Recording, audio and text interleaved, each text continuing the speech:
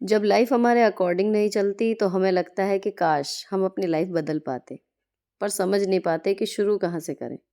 Step लेने हैं ये तो समझ में आता है, लेकिन छोटे लें या बड़े और लें कैसे, ये समझ में नहीं आता।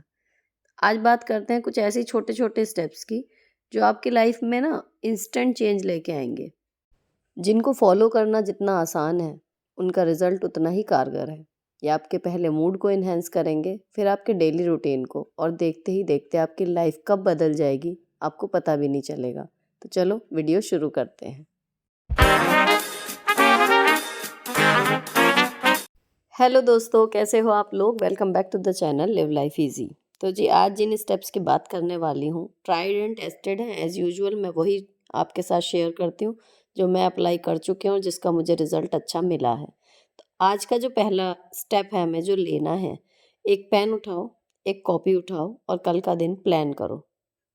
लिखनी क्या क्या चीज़ें हैं, जिन भी चीज़ों को लेके आपको डिसीजन लेना होता है, चाहे आज लोगे या फिर कल सुबह लोगे, उन सबको लिख डालो।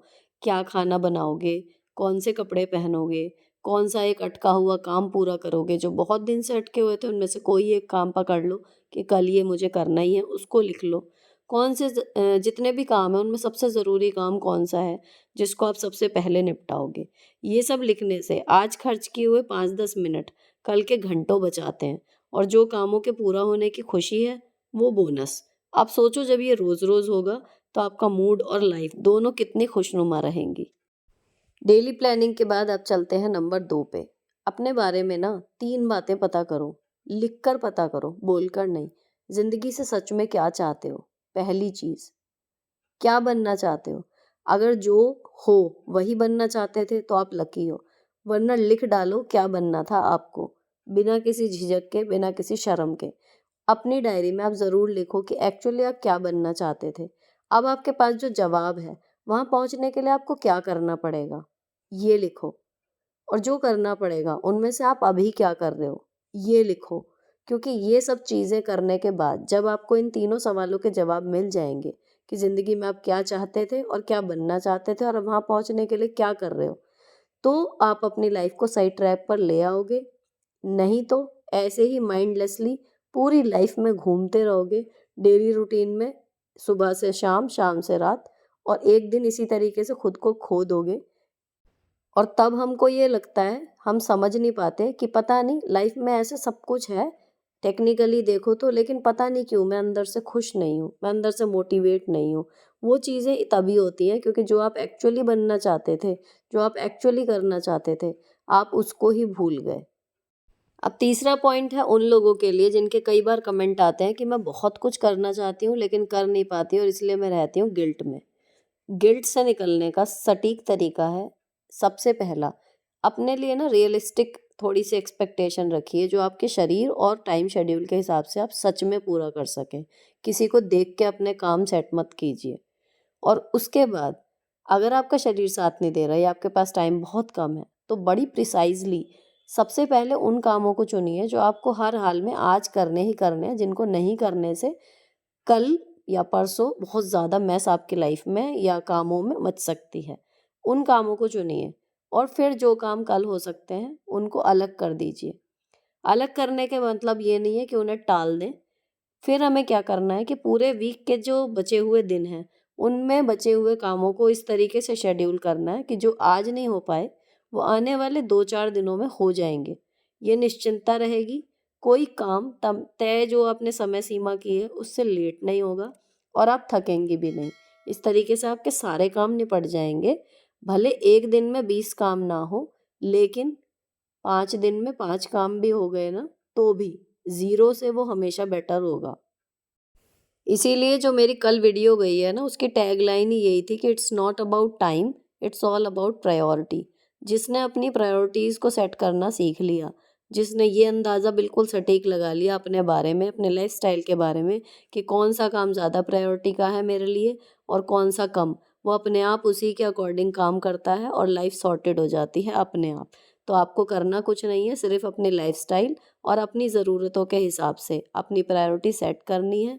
जो ज़्यादा प्रायोरिटी वाले काम हैं उनको पहले कर लेना है ताकि टेंशन फ्री हो जाओ, और उसके बाद बाकी के काम होते रहते हैं। अब अगला पॉइंट आता है उन लोगों के लिए जो परफेक्शनिस्ट होते हैं। उन्हें हर काम बढ़िया से बढ़िया परफेक्शन के तौर पे करना होता है कि बिल्कुल 100% सही हो तो मज़ा आएगा। तो उसमें क्या दिक्कत होती है कि कभी हो जाता है और कुछ लोगों से तो होता ही नहीं है ना? ये वाली बात हो जाती है। मैं अपनी बात कहूँ, अगर मैं परफेक्टली काम करने वाले मोड में आ जाऊँ तो शायद मुझसे एक काम भी ना हो। इसीलिए मैं हमेशा अपने हर वीडियो में जब भी इस बात पे बात चलती है रिपीट करती रहती हूँ कि कुछ भी ना करने से कुछ करना और काम को पूरा कर देना ज़्यादा बेहतर है। चाहे वो घर की सफाई हो, बच्चों की पढ़ाई हो या और कुछ भी हो, आपकी स्टडी भी है। मैं हमेशा यही कहती हूँ कि एकदम पूरा आपके छप गया दिमाग में, ऐसा आपको समझ में आए ज़रूरी नहीं है। लेकिन अगर आप स्टडी कर रहे हो, आप स्टूडेंट हो या प्रिपरेशन कर रहे हो किसी चीज़ की, आप तय समय पे बैठो, उसको लेके किताब को जितना भी समझ में आ रहा है लेकिन आप पढ़ो। इसी तरीके से घर की सफाई है, बिल्कुल पिच परफेक्ट कि एक डस्ट पार्टिकल भी नहीं होगा। ऐसी सफाई होगी तभी मैं करूँगी, वो नहीं भी हो पा रही, लेकिन अगर आप डेली की थोड़ी-थोड़ी भी करते रहो, तो भी आपका घर वो पिच परफेक्ट होने से या फिर बिल्कुल ज़ीरो पे होने से दोनों के बीच में रहेगा, वो ज़्यादा बेटर है। सेम चीज़ बच्चों की पढ़ाई की है, 100% मेरा बच्चा लाए, 90 के अबव ही जाना है उसे। इस चक्कर में ना भी पढ़ाएँ, लेकिन उसे हम रोज़ लेके बैठ रहे हैं, कुछ करा रहे हैं, तो एटलीस्ट हमारा बच्चा अबव एवरेज रहेगा। इसीलिए मेरी सबसे ज़्यादा हमेशा ज़ोर इसी बात पे रहता है कि बिल्कुल परफेक्टली काम करने के चक्कर में उस काम को छोड़ दें, इसकी बजाय ठीक-ठाक ढंग से काम होता रहे तो ज़्यादा अच्छा रहता है और इस तरीके से हमें हर फील्ड में एक निश्चित प्रोग्रेस देखने को मिलती ही मिलती है। अब आखिरी टिप है मेरे उन व्यूअर्स के लिए जिनकी शिकायत ये रहती है कि सारा दिन लगे रहने के बाद भी उनके काम परफेक्टली या टाइम पर नहीं निपट पाते। जैसे उन्हें लगता है कि उन्हें कर लेने चाहिए, वैसे नहीं हो पाते। इसके लिए मेरे पास हमेशा से एक ही राय रहती है जो मैं हमेशा बोलती हूँ। सिर्फ़ एक सिंपल सी बात आपको फ़ॉलो करनी है कि जहाँ पर हो, वहाँ पर ही रहो। सिर्फ़ फ़िज़िकली नहीं, मेंटली भी। जब आप अपने 100% माइंड के साथ कोई काम करते हो ना, आपका दिल, दिमाग और शरीर एक दिशा में जब काम करता है, तो अपने आप काम का स्तर भी सुधरता है, स्पीड भी बढ़ती है, दिमागी थकान कम होती है और आप यकीन नहीं करोगे, शारीरिक थकान भी कम होती है। इस तरीके से ऑटोमेटिकली आप पहले से बहुत सारा काम निपटा पाओगे।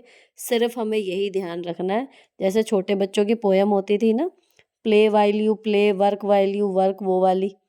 सेम चीज़ वो बड़ेपन तक फ़ॉलो करती है कि जब हम पढ़ रहे हैं, तो सिर्फ़ हम पढ़ रहे हैं, जब हम खेल रहे हैं, तो सिर्फ़ हम खेल रहे हैं।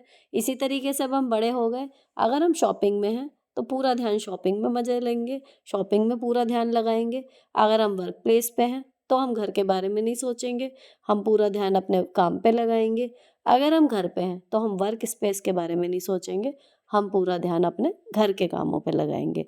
अगर हम इतनी प्रैक्टिस अपने अंदर ले आएँ कि जहाँ पर हम हैं, हम 100% वहीं पर हो ना, तो ऑटोमेटिकली सारे काम निपट जाते हैं। कोई इश्यू आपको रोक नहीं सकता, ना मेंटल ना फिज़िकल उसके बाद।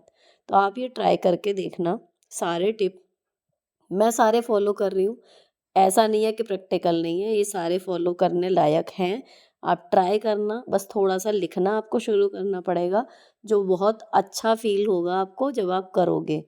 तो अगर ये टिप आपको काम आए, मुझे पहले फ़ॉलो कर लो आप, उसके बाद कमेंट करके दोबारा आके बताना वीडियो में, कोई जल्दी नहीं है। फ़िलहाल ये वीडियो यहीं पर ख़त्म होती है। अगर अच्छी लगी हो, किसी भी वजह से यूज़फुल लगी हो, तो चैनल को सब्सक्राइब किए बिना मत जाना। मिलती हूँ आपसे नेक्स्ट वीडियो में। Till then bye bye. Stay beautiful always.